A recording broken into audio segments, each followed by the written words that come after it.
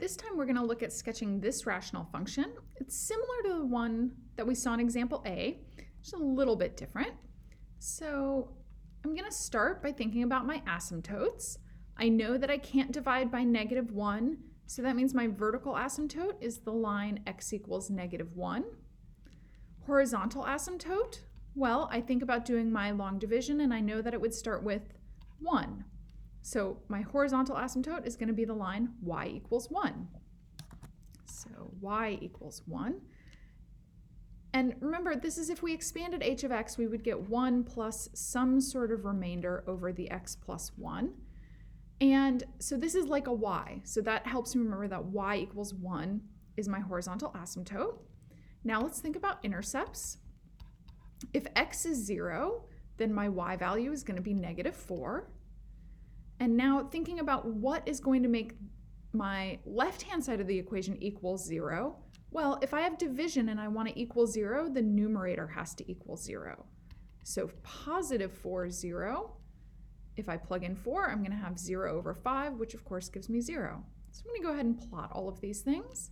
So 0, -4, 4, 0. I'm going to put my asymptotes on.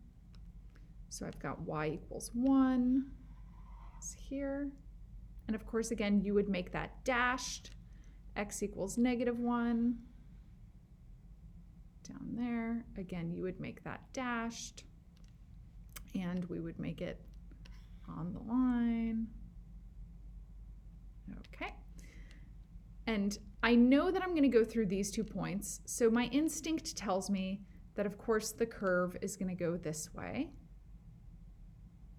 I could plug in x equals 1 to get a more precise point, but I don't need to. What I am going to plug in, though, is x equals -2. I think my curve is going to be here, but I'm just going to verify a point with x equals -2. So h of -2 is -6 over -1, which is +6. So -2, 6 is a point. And then I can also think about if x is getting really, really negative, so I'm going to say h of -100, that's going to be -104 over -103. So that's really close to 1, but just bigger than 1. So that's what tells me that my asymptote is approaching 1 from above as x is getting bigger. And then, as x is getting more negative. As x gets closer to -1, well, I'm going to end up having, down in the denominator, I'm going to be dividing by a negative decimal. My numerator will also be negative.